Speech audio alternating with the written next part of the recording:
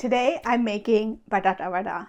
If you've been to Mumbai, you know that this city is famous for its Batata Vada. They're a fluffy potato filling in a crispy chickpea batter. This is my mom's Batata Vada recipe, and she's famous in our family for her Batata Vada, and I'm going to share her recipe with you.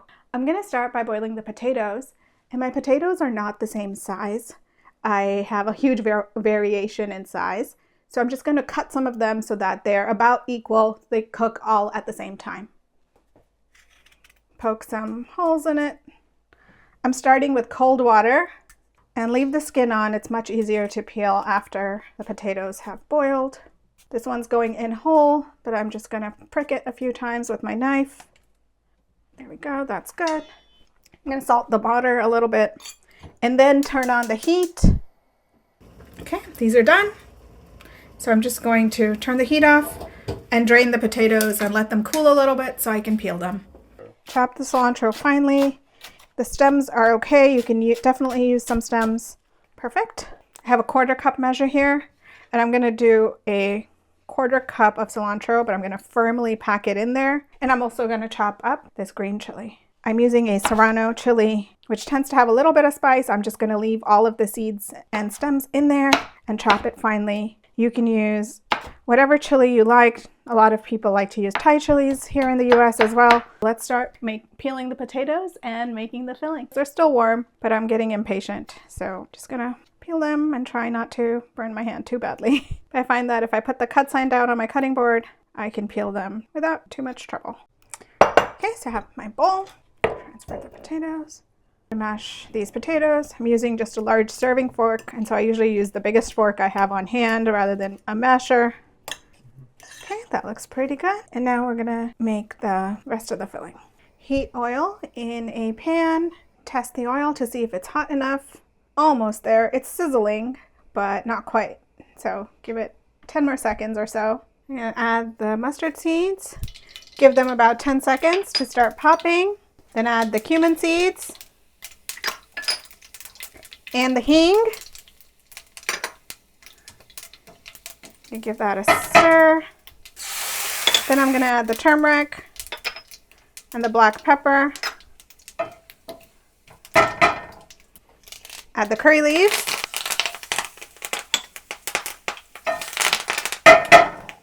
The ginger garlic paste. The green chilies. The ginger garlic paste has a tendency to stick a little bit, so that's okay. I'm just going to add a little splash of water and scrape up anything that's sticking. And then I'm going to add half of our chopped cilantro. A little splash of water again. Scrape up anything that's sticking and then turn off the heat. Okay, now transfer all of this to the potato mash.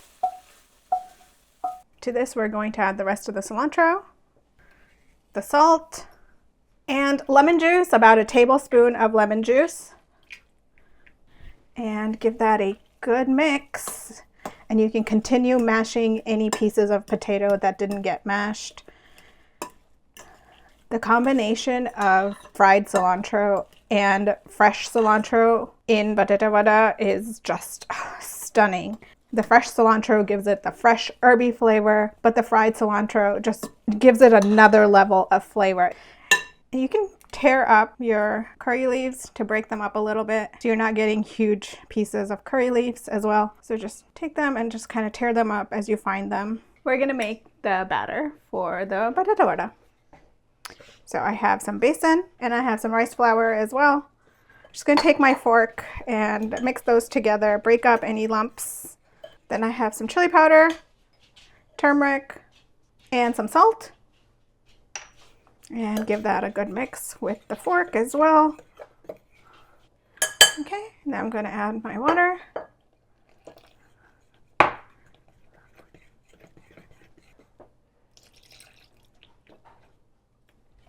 Okay, that was about 3/4 cups of water. I'm looking for a pretty thick batter, because I want to make sure that it coats the potatoes really well. So you can see that it's holding its shape in the bowl. I'll take a look at the batter after it's sat for a little while. I'm going to make the potato balls and add more water if needed.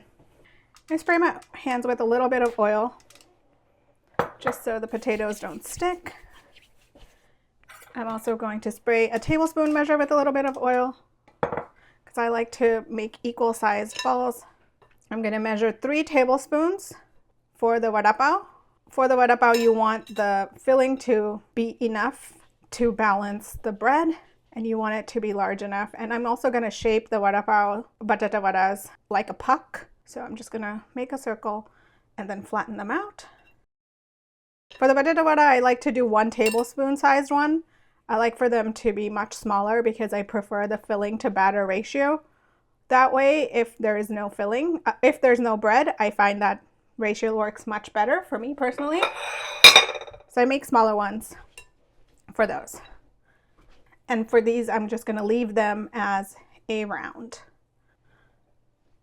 Most people make their batata vada a lot bigger than this, but I really like the balance of crispy batter to filling in this size. I know it's a little more tedious because you have to roll a lot more batata vadas, but personally, this tiny size, 1 tablespoon sized batata vada are my preference because I find that the filling to the crispy batter ratio is perfect in this size.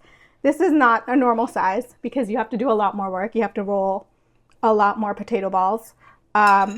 And usually the ones you find on the streets are a lot bigger. Even my mom makes them a lot bigger. But I just find these tiny ones just have perfect amount of crispy shell and filling. It's my favorite. But honestly, make them however you like. Roll them to whatever size you like. And I'm heating my oil and I'm going to wait for it to get hot enough to start frying. Put a couple of drops in and see if they bubble up and rise right away, and they did. So our oil is ready to go. I'm going to lower the temperature just a tiny bit and let these bundi cook. I'm going to get my batata vada and start dipping it in my batter. I'm going to put a few in at a time and just coat them. And I'm just going to use my fork and dip it in.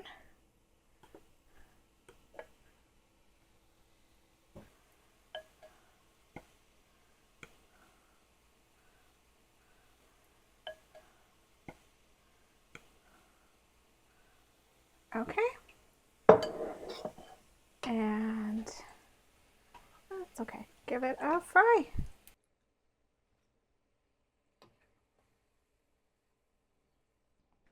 Okay, now I'm going to fry my vada pav vada. I'm going to do 2 at a time. Just make sure I coat them with the batter.